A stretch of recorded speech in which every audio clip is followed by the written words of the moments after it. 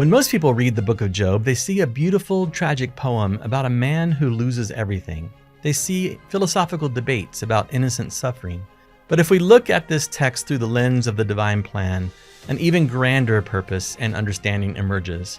Join us as we read the book of Job as a cosmic journey through the temple, from his idyllic existence in his own personal Garden of Eden, through a fall into the lone and dreary world where he is tested 3 times, to his face-to-face encounter with God at the veil. The book of Job is universally recognized as a masterpiece of biblical poetry, but its true genius lies in its structure as a highly sophisticated literary analogue of the ancient temple, written in heaven's code.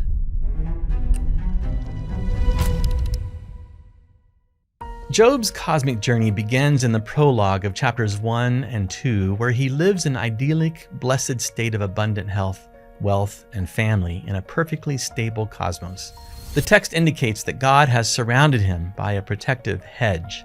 These opening chapters are written in prose and serve as a typological portrayal of the premortal life, the Garden of Eden or holy place of the temple. In this setting, the reader immediately witnesses the heavenly court, the divine council of the sons of God. In it, God and Satan are depicted discussing Job. Satan questions whether Job will freely worship God without the guaranteed security of the hedge that God has placed around him.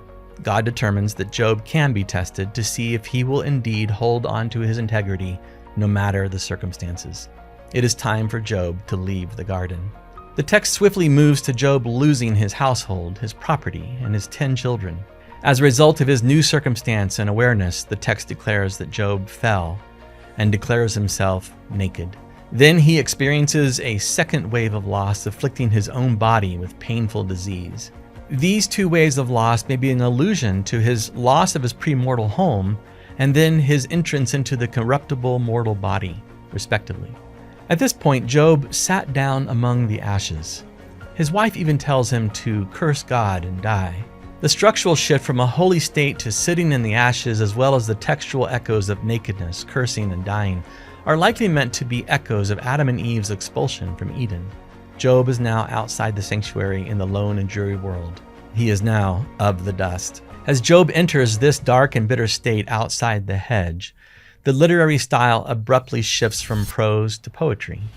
After the expulsion of Adam and Eve from the garden, many extra-biblical sources portray them being visited by 3 messengers, or angels, bringing words of hope and comfort. In chapters 2, verse 11 through 26, verse 14, Job is also visited by 3 messengers, or friends. However, ironically, they do not bring hope and comfort in his fallen state. Instead, they collectively accuse him and deride him through 3 trials of his faith. While scholars debate the actual textual history of the book of Job, there is wide consensus regarding the literary and psychological progression of these 3 dialogue cycles. The friends do not simply repeat themselves. Their arguments escalate in hostility, dogmatism, and desperation, representing progressively harder tests for Job's integrity. This portion of the book of Job seems to prefigure the 3 escalating tests that Jesus and Moses experienced prior to their ministries. In the first test, Job's friends appeal to physical relief and a quick fix, demanding he just needs to falsely confess to sin. Likewise, Jesus' first temptation was quick physical relief from fasting, but Job holds to his integrity. In the second cycle, the testing intensifies. His friends appeal to spiritual pride using theological manipulation. Likewise, Jesus was tempted with spiritual pride by being asked to cast himself off the temple's pinnacle.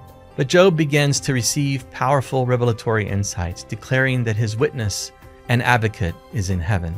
By the third cycle, communication with his friends completely breaks down, poetically portrayed by the complete silence of his third friend in this cycle.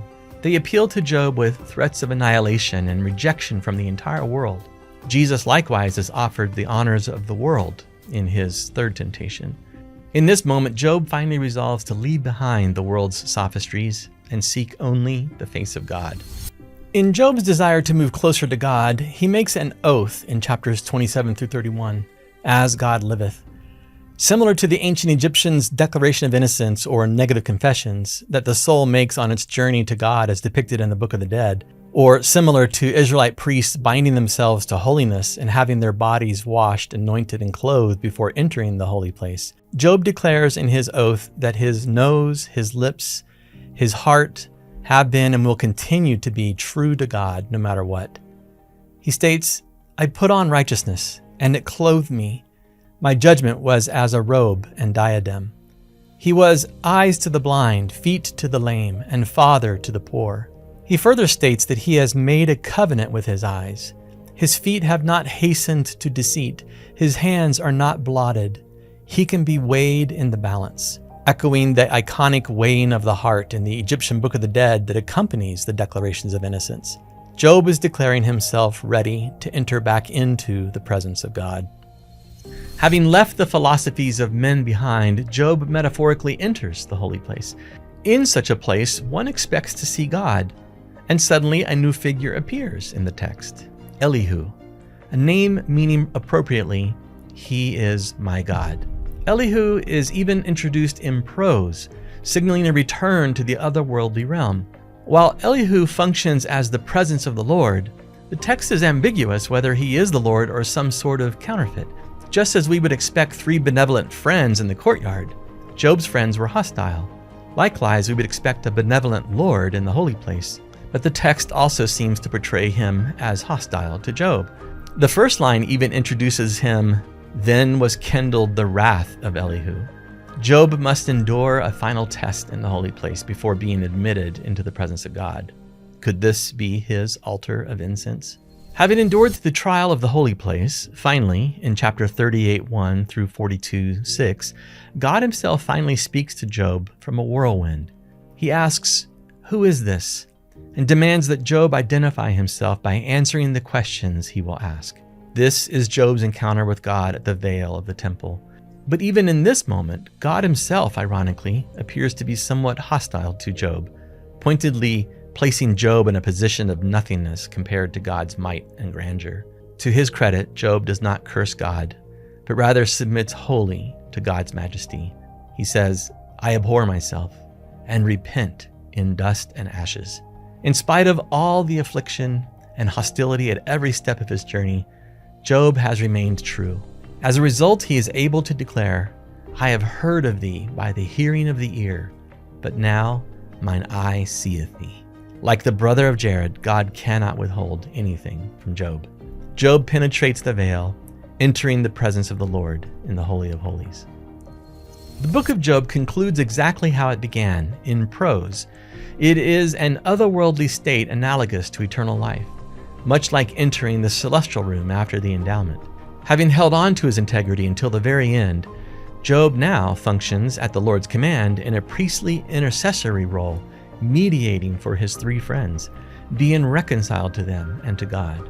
God then surrounds Job with a new hedge born of knowledge transformed by experience. The text indicates the Lord gave Job twice as much as he had before, and he is indeed blessed with twice as many cattle and camels and other property than what he had before. But ironically, the text declares that he only had 10 children in the end, the same number he had before. So the Lord's declaration that he is to have twice as much as he had before can only be fulfilled if it is understood that Job does not really have only 10 children in the end, but 20. This is a hidden witness that his former children are not lost to him and that families are eternal. When we read Job as a simple history of suffering, we miss the majesty of its design. It is a stunning architectural blueprint of the divine plan, reminding us that the bitter trials of the journey are designed to bring us back, tested and proven, into the presence of God. Job walked through hostility at every step of his journey.